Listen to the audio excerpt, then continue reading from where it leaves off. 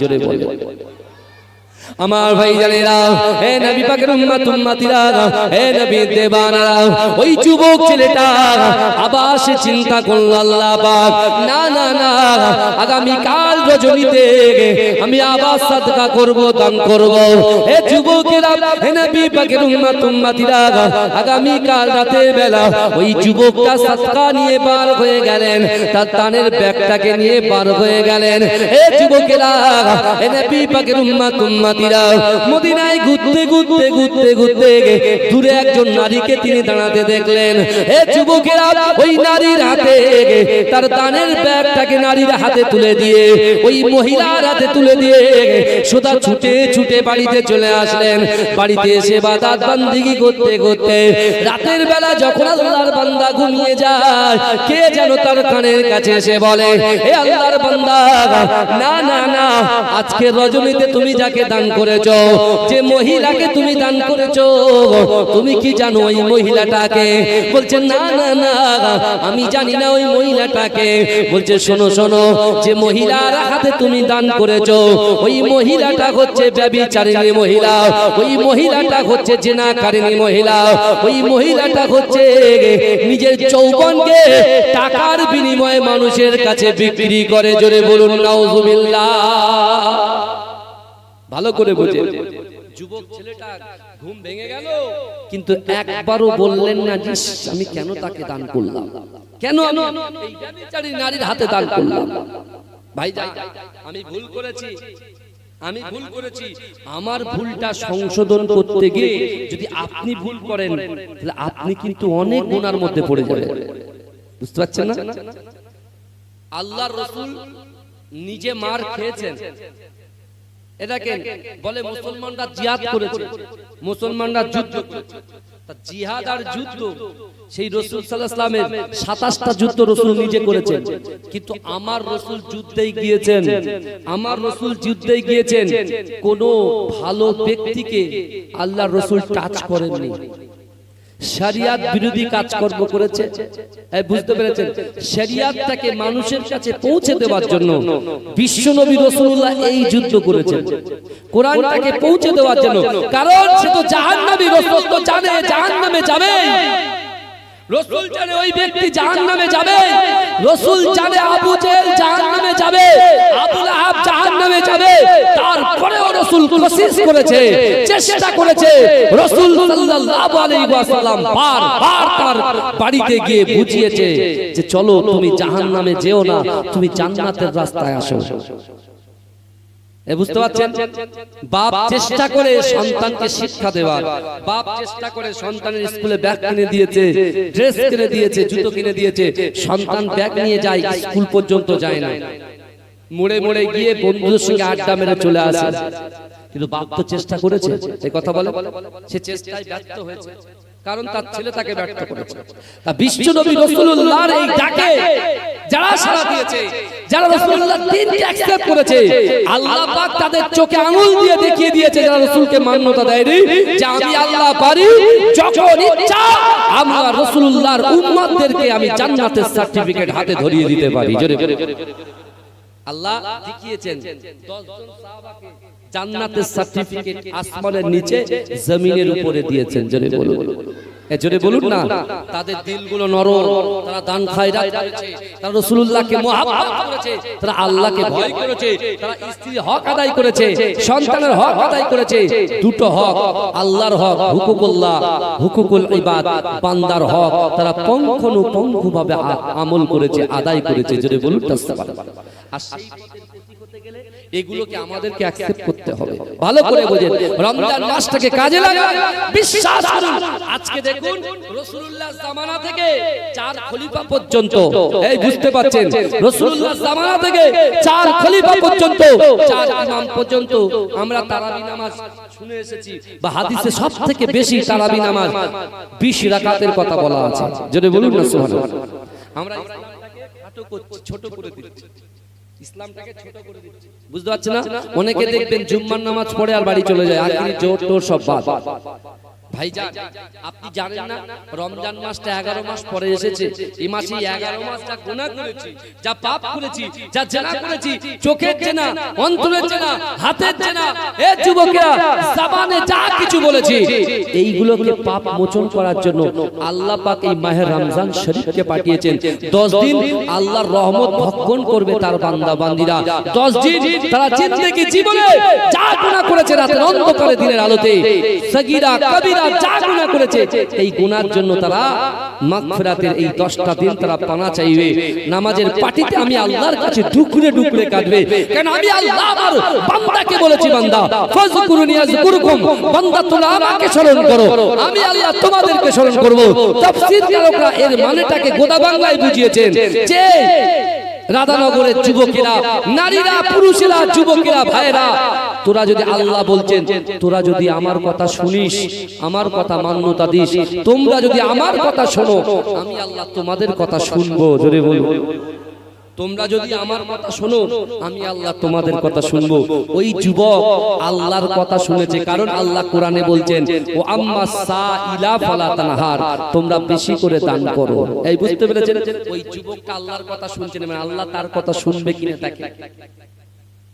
আমার ভাইজানেরা, হে নবী পাকের উম্মত উম্মতিরা, হে নবী দেবানরা, ওই যুবক ছেলেটা পরের দিন আবার নিয়ত করলেন, আল্লাহ পাক না না না, প্রথম দিন চোরের হাতে দিয়েছি, দ্বিতীয় দিন ব্যভিচারী নারীর হাতে দিয়েছি, ওগো রব্বুল আলামিন আল্লাহ, আমি কোনো কথা বলতে চাই না, আপনি তো আলিমুল খবীর, সব খবর জানেন। ওগো রব্বুল আলামিন আল্লাহ পাক, আমি আবার আগামী কাল রাতে বেলা সাদকা দেব, দান করব, খায়রাত করব। ও যুবকেরা, ওই যুবক ছেলেটা দানের ব্যাগটা নিয়ে রাতের বেলা বেরিয়ে যায়। এ ভাইজানেরা, এ যুবকেরা, এ নবী পাকের উম্মত উম্মতিরা, ওই যুবক ছেলেটা দানের ব্যাগটা নিয়ে হাঁটতে হাঁটতে তিনি দেখতে পায় একজন ব্যক্তি মাথা হ্যাট করে দু হাত পিঠের উপরে দিয়ে একবার এদিকে যায়, একবার এই কিনারায় আসে, একবার ওই কিনারায় চলে যায়। এ যুবকেরা, ওই যুবক ছেলেটা ওই লোকটাকে দাঁড় করিয়ে দিয়ে তার হাতে তার দানের সৎকার ব্যাগটা দিয়ে দিয়ে সে এমন করে ছুটে ছুটে বাড়িতে চলে আসে। বাড়িতে এসে নফল ইবাদতে নিয়োজিত হয়। নফল ইবাদত করতে করতে ওই আল্লাহর বান্দা যখন ঘুমিয়ে যায়, কে যেন আবার তার কানের কাছে এসে বলে, ও আল্লাহর বান্দা, তুমি কি জানো আজকে তৃতীয় দিনই তুমি যাকে দান করেছো, ওই ব্যক্তিটাকে, ওই ব্যক্তির পরিচয় কি তুমি জানো? বলছেন না না না না না, ওই ব্যক্তির পরিচয় আমি জানি না। বলে শোনো শোনো, ওই ব্যক্তিটা হলো এই এলাকার সব চাইতে ধনী ব্যক্তি, ধনী কৃপণ ব্যক্তি। এ যুবকেরা, হে নবী পাকের উম্মত উম্মতিরা, ওই আল্লাহর বান্দা মনে মনে চিন্তা করে, না না না, আমি একজন ধনী ব্যক্তির হাতে দিয়েছি, আর যে আগন্তুক ব্যক্তি এসে বলছেন ও ধনী ব্যক্তি আবার কৃপণ ব্যক্তি, ওর কাছে যে ব্যক্তি হাত পাতে, হাতটাকে খালি করে হাতটাকে নাড়িয়ে দিয়ে ওই ব্যক্তিকে তার বাড়ি থেকে দূর দূর করে তাড়িয়ে দেয়। এই ভালো করে শুনে শুনছেন তো আপনারা? গভীর রাগ করে শোনে। রমজান শরীফে দান খায়রাত করলে কি হয়? আর আমরা এই মসজিদের কোটোই টাং করে একটা আওয়াজ হয়, তার মানে কি 1 টাকার কয়েন। আগে সেই কি বলে, আপনি বলেন না যেসব আপনার ওই হরলিক্সের যেসব টিনের যে আপনার নারকেল তেলের কোটা, ঠিক বলেছেন, হ্যাঁ নারকেল তেলের কোটো, ওই কোটোয় কটাস কটাস করে আওয়াজ হয়, দিতে খুব ভালো লাগে, মনটাও ভালো লাগে যে আমি দেওয়ার টাকাটা দিলাম, মানুষ দেখছে আমার দিকে যে না দিয়েছে। কিন্তু বাবাজি, এই যুবক ছেলেটা ভালো করে বুঝেন, এ দিয়েছে 3 দিন দান করেছে, 3 দিন 3 রকম লোকের কাছে দান করেছে। প্রথম দিন কাকে দিয়েছে বলেন? প্রথম দিন কাকে দিয়েছে? চোরকে দিয়েছে। দ্বিতীয় দিন কাকে দিয়েছে? ব্যভিচারী নারীকে দিয়েছে। হ্যাঁ, আর তৃতীয় দিন কাকে দিয়েছে? ধনী ব্যক্তিকে দিয়েছে। সে আবার কি কৃপণ। মসজিদে নববী শরীফে বিশ্বনবী এশার নামাজ শেষ করে আল্লাহ রাসূল যখন নিজের হুজরা মোবারকে চলে গেলেন, আর এই যুবকটা যখন বাড়ি চলে আসলেন, বাড়িতে এসে সে আবার নফল ইবাদত করতে করতে সে যখন আবার ঘুমিয়ে গেলে হঠাৎ করে সে স্বপ্ন দেখছেন একজন ব্যক্তি তার কাছে এসে বলছে, এই আল্লাহর বান্দা তুমি ঘাবড়ো না, আল্লাহ বলেছেন মান কানা লিল্লাহ কানাল্লাহু লাহু, যে ব্যক্তি আমার হয়ে যায় আমি আল্লাহ তার হয়ে যায়। জোরে বলে যে আল্লাহর হয়ে যায় মানে বুনিয়াল ইসলাম ওয়ালা খামসিন, ইসলামের 5টা স্তম্ভ আছে, কলেমা, নামাজ, রোজা, হজ, যাকাত। ভালো করে বলি, আর শরিয়াত কারোর উপরে চাপিয়ে দেওয়া হয়নি, জোরপূর্বক চাপিয়ে দেওয়া হয়নি। যেমন আমরা কালেকশন যখন করি আমরা বলি এই ওয়াদুদ ভাই একটা পাখা দেবে, আরে পাখা দিয়েছে মসজিদে, বুঝতে পারছেন, আমরা চাপিয়ে দিই, কিন্তু শরিয়াত কাউকে চাপিয়ে দেন না। ভালো করে বলে আমরা কমিটির ছেলেরা যে 1000 টাকা দেবে ঠিক করেছে, তারা আবার 1500 টাকা তার কাছ থেকে জোর করে আদায় করি। কিন্তু ইসলাম মানে শান্তি, ইসলাম কখনো জোরপূর্বক কারোর মাথার উপরে চাপিয়ে দেওয়া হয়নি। এই দেখেন আল্লাহর বিধান, দেখেন আল্লাহর বিধান, দেখেন কলেমা, নামাজ আর রোজা, এটা সবার জন্য, কে ধনী কে গরিব, কার পানির সময় ঘরের ভিতরে পানি পৌঁছায় আর কার পানি পৌঁছায় না ও দেখবে না, বুঝতে পারছেন না? যে দিন খায় নুন আনতে পান্তা ফুরায়, এরকম আল্লাহর বান্দা, তার জন্য এই 3টে জিনিস সমান। আর যে ধনী ব্যক্তি সে বসে বসে একটু রাজকীয় ভাবে খায়, তার প্লেট সাজানো থাকে 4000 5000 দিনে, তার জন্য কিন্তু এই 3টে জিনিস সমান, কলেমা, নামাজ আর রোজা। হজ আর যাকাত এটা কিন্তু ধনীদের জন্য, গরিবদের জন্য নয়। এটা কাদের জন্য বলেন? ধনীদের জন্য, ধনীদের জন্য। দান করছে, কাকে দান করলো? শেষ দিনে ধনী ব্যক্তিকে দান করলো। তার তো মনে লাগতে পারে যে আমি ধনী ব্যক্তিকে দান করলাম, লাগতে পারে না যে আমি গরিবদের জন্য দেবো, তো ধনীর হাতে চলে গেল। আমি ভালো ব্যক্তি দেবো, যে পরেশগারী, যে তাকওয়াবান, তাকে দেব। আমি দিলাম একজন চোরকে, আমি একজন মহিষী নারীকে দেব, যে নামাজ পড়ে, যে কোরআন তেলাওয়াত করে, তাকে দেব। আর একজন ব্যভিচারী নারীকে আমি দিয়ে দিলাম। তার দিলের ভিতরে এই চিন্তা ভাবনাটাও আসেনি, এই চিন্তাটা সে কখনো করেনি।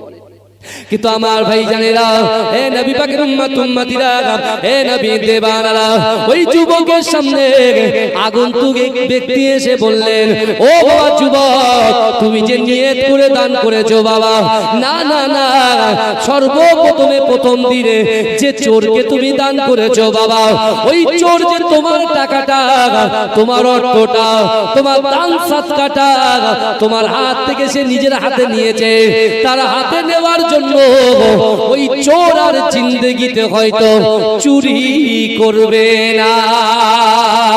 এ যুবকেরা, হে নবী পাকের উম্মত উম্মতিরা, ওই যুবককে বলছে, ও বাবা যুবক শোনো শোনো, দ্বিতীয় দিনে যে ব্যভিচারী নারীর হাতে তুমি দান করেছো, এই দানটা সেই ব্যভিচারী নারী নিজে হাতে দানটা নিয়েছে, নিজে হাতে সাদকাটা নিয়েছে, তোমার সাদকাটা সে নিজে হাতে নেওয়ার জন্য হয়তো আর জিন্দেগি জীবনে সে আর জেনা করবে না।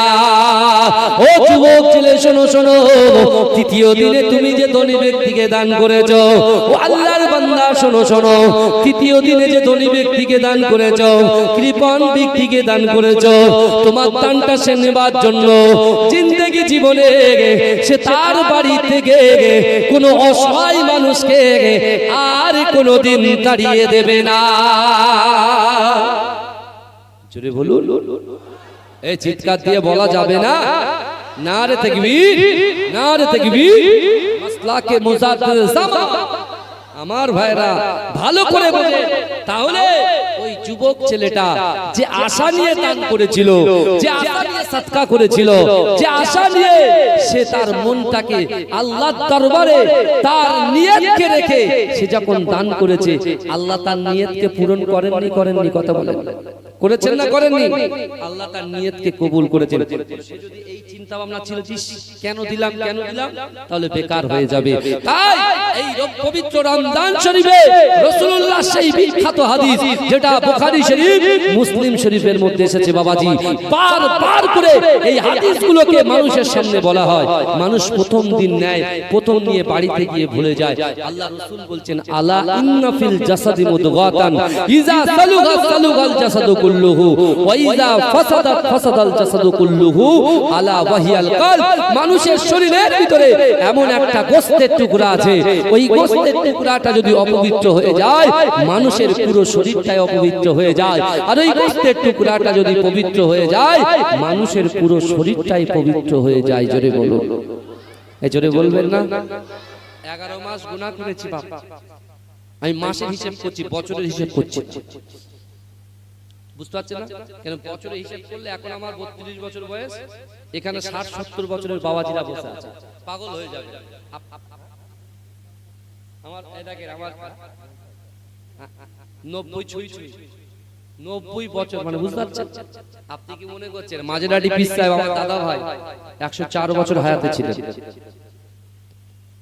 মুফতি আযম আল্লাহ হুজুর পীর কেবল রাহমাতুল্লাহ আলাইহি তিনিও 104 বছরের অধিক হায়াতে ছিলেন। জোরে বলবেন না?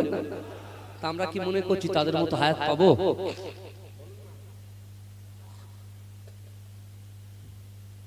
রমজান শরীফ তো ভাই এমনি তো অনেকে বাড়ি বালিশ এই জায়গা দিয়ে চুপচাপ মুড়িয়ে শুয়ে আছে, তাদেরকে বলি যদি এখানে আসতেন, যে কটা কোরআনে আয়াত পড়া হচ্ছে প্রত্যেকটা আয়াতে আয়াতে 10টা করে নেকি, আর আজকে 10টা পাবো আমরা 70টা করে পাবো। জোরে বলবেন, জোরে বলবেন না? দরুদ শরীফ পড়ুন, আল্লাহুম্মা সাল্লি আলা।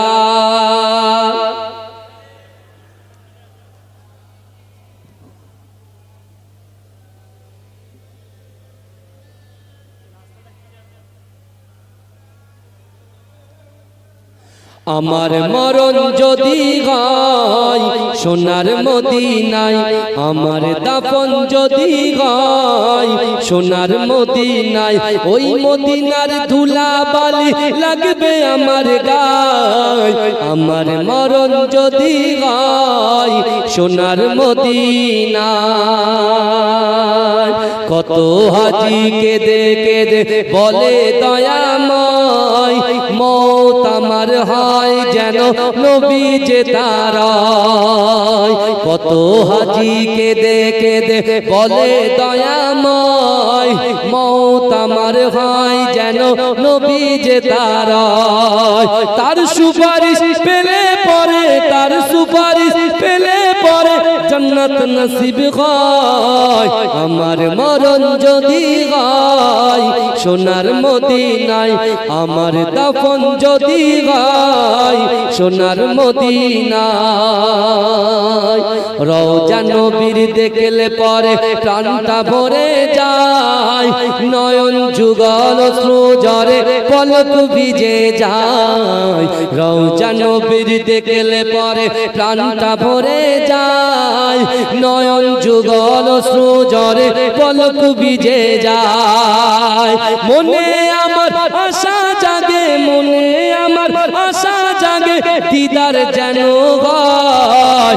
আমার মরণ যদি হয় সোনার মদিনায়, আমার দাফন যদি হয় সোনার মদিনায়, ওই মদিনার ধুলা বালি লাগবে আমার গায়।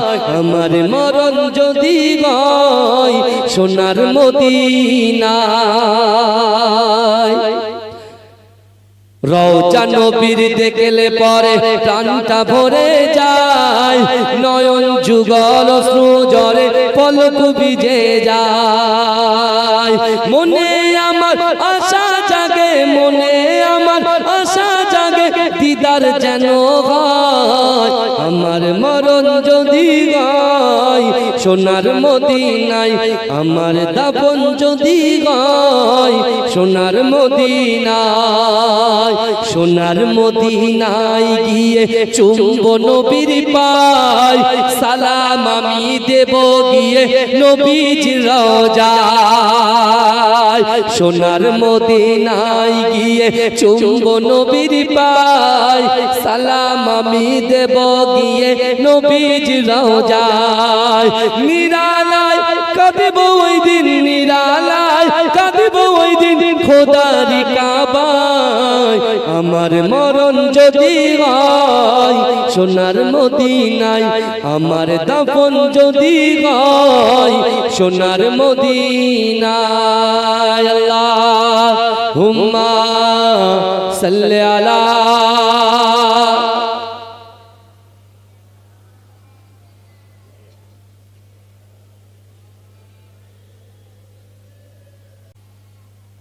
আমার বাবাজিরা ভাইরা, তাহলে আমাদের রমজান মাসে বেশি বেশি করে ইবাদত বান্দেগি আমাদের করতে হবে। আমি একটা কথা বলছিলাম না আপনাদেরকে, যে শরিয়াত কারোর মাথার উপরে চাপিয়ে দেয়নি। এই যে দুটো জিনিস যেটা ধনীদের জন্য, এই যাকাত আর হজ, তাই তো, হজ আর যাকাত, এটা কাদের জন্য বাবাজি বলেন? ধনী ব্যক্তির জন্য, তাই তো। কিন্তু যে কাবা শরীফকে না দেখে কেউ 40 বছর, কেউ 50 বছর, কেউ 80 বছর, কেউ 90 বছর যে নামাজ আদায় করলাম, তাহলে সেই কাবা শরীফ আমরা গরিব মানুষগুলো দেখতে পারবো না? এই বলেন, কথা বলেন না। যেহেতু এটা অফারের মাস, এটা কিসের মাস বলেন তো? রমজান মাসটা হলো অফারের মাস। এখানে যা করবেন সব আল্লাহর কাছে ক্ষমা হয়ে যাবে। জোরে বলবেন, জোরে বলবেন, যে নিয়ত করবেন সঠিক নিয়ত। এখন অনেকে বলছে হুজুর রমজান মাস তো, হুজুর 11 মাস জেনা হয়ে গেছে, কি করব? হুজুর সুদ নেওয়া হয়ে গেছে, হুজুর পরকীয়ায় লিপ্ত হয়ে গেছে। এই বুঝতে পেরেছেন? নানান রকম যত গুনাহ আছে সব হয়ে গেছে। ভাইজান, ক্ষমা করনে ওয়ালার মালিক কে বলেন তো? জোরে বলেন, সবাই জোরে বলেন না বাবাজি। এই আমি প্রথম থেকে চুপচুপ আস্তে আস্তে কথা বলছি। আমি যদি আস্তে আস্তে কথা বলি আপনারা কিছু বলবেন? কিছু বলবেন? বলবেন না, চুপচাপ শুনবেন। কিন্তু বাবাজি এই জায়গায় বসলে একটা হক আছে না? না না, কথা বলে। হ্যাঁ, আমি রোজা করতে কি আমি নিয়ত করেছি রোজা অবস্থায় যদি আমার এই অবস্থায় যদি কিছু হয়ে যায়, মৃত্যু হয়ে যায়, ও জান্নাত পেয়ে যাবো ইনশাআল্লাহ। জোরে বলে। তা আপনি একটু জোরে সুবহানাল্লাহ বলেন, গলাটা বসে যাবে ঠিকই, কিন্তু এক ধাপ এগিয়ে যাবেন জান্নাতের দিকে। তাকবীর তোলেন, নারে তাকবীর। হ্যাঁ, এই বাগের মতো আওয়াজটা করে। দেখতে পাচ্ছেন না চারিদিকে মুসলমানদের কোণঠাসা করার চেষ্টা করছে। আর মুসলমান যদি ভাই ভাই দ্বন্দ্ব করে জমি জায়গা নিয়ে মারামারি করে, সেই যে চাষা জমি চাষ না করলে কে দখল করে? আগাছা দখল করে। এটা দখল চলছে, বুঝতে পারছেন না? মসজিদ ঢেকে দিচ্ছে। জিন্দেগিতে শুনেছেন মসজিদ ঢাকার কথা? এই কথা বলেন। বিহারে, উড়িষ্যা, ওইদিকে আর ওইদিকে আপনার কি করছে? মসজিদ ঢেকে দিচ্ছে। কিন্তু আমার ভাইরা, আমরা কোনদিন মন্দিরকে ঢেকেছি? কথা বলেন। আমরা প্রত্যেকটা ধর্মকে স্যালুট করি, সম্মান করি, বুঝতে পারছেন না? হিন্দু ভাইদের ধর্ম তাদের কাছে, মুসলমানদের ধর্ম তাদের কাছে। সামনে মসজিদ আছে, মাদ্রাসা আছে, মন্দিরও আছে। আমরা মাদ্রাসাকেও লক্ষ্য রাখবো, মসজিদকেও লক্ষ্য রাখবো, মন্দিরটাকেও লক্ষ্য রাখবো। আমরা চৌকি দেবো, তাই তো নাকি? এখন সব উল্টো করে দিচ্ছে। কারণ ভয় তো নেতাকে করছি, ভয় তো নেত্রীকে করছি। কথা বলে। আল্লাহর কোরআনকে তো মান্যতা দিচ্ছি না। হে মুসলমান ঘরের ছেলেরা, পবিত্র মাহে রমজানে কোরআন আল্লাহ নাযিল করেছে। আর সেই কোরআনে আল্লাহ বলে দিয়েছে, যুবক, এ রানানগরের যুবকেরা, এ সারা বিশ্বের মুসলমানরা, তোরা কাকে ভয় করবি? আমি আল্লাহ কোরআনে জানাই, ইয়া আইয়ুহাল্লাযিনা আমানুত্তাকুল্লাহ, হে আমার বিশ্বাসী ইমানদার বান্দারা, ওয়াত্তাকুল্লাহ, আমি আল্লাহকে ভয় করবি। জোরে বলে। কাকে ভয় করতে হবে? আল্লাহকে। আল্লাহকে ভয় করতে হবে। আমরা কাকে করছি ভাই বলেন না? মোহাব্বত, বয়ফ্রেন্ড গার্লফ্রেন্ড কে মোহাব্বত করব, তাই না? এই রমজান মাসে আল্লাহ কোরআন নাযিল করেছে।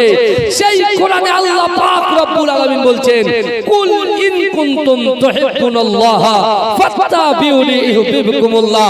আল্লাহ বলছে, হাবিব, আপনার উম্মতি আমার বান্দা বান্দীকে জানিয়ে দেন, আমি আল্লাহকে যারা ভালোবাসতে চায়, আমাকে ভালোবাসার আগে আপনাকে যেন ভালোবাসে।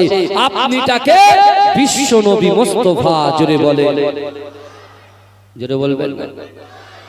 আমি আমার জীবনকে বেশি ভালোবাসি, আমি আমার হাতকে ভালোবাসি, আমি আমার চোখকে ভালোবাসি, আমি আমার পাকে ভালোবাসি, আমি আমার স্ত্রীকে ভালোবাসি, আমি আমার সন্তানকে ভালোবাসি। কি বলছেন আপনি? কিন্তু সত্যিকারের মুমিন, সত্যিকারের মুসলমান তো সে, তার সন্তান, তার পুত্র, তার কন্যা, তার বাপ, তার মা, তার দাদা, তার দাদি, তার পাড়োশি, তার অর্থ, তার সম্পদ, তার ব্যবসা, তার বাণিজ্য, সকলের থেকে বেশি রাসূলুল্লাহকে মহব্বত করতে হবে।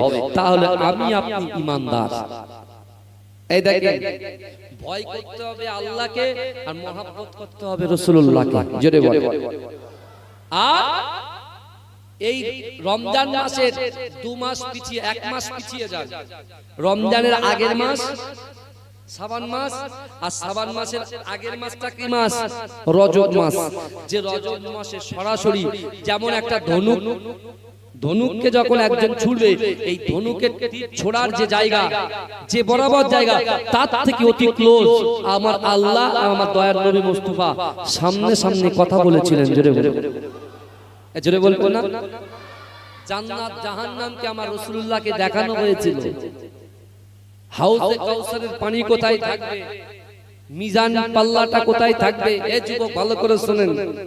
রাসূলুল্লাহকে সবকিছু দেখানো হয়েছিল, কিন্তু সে জায়গায় রাসূল ফাতেমার কথা বললেন না, হাসান হোসাইনের কথা বললেন না, তার পরিবারের কথা বললেন না।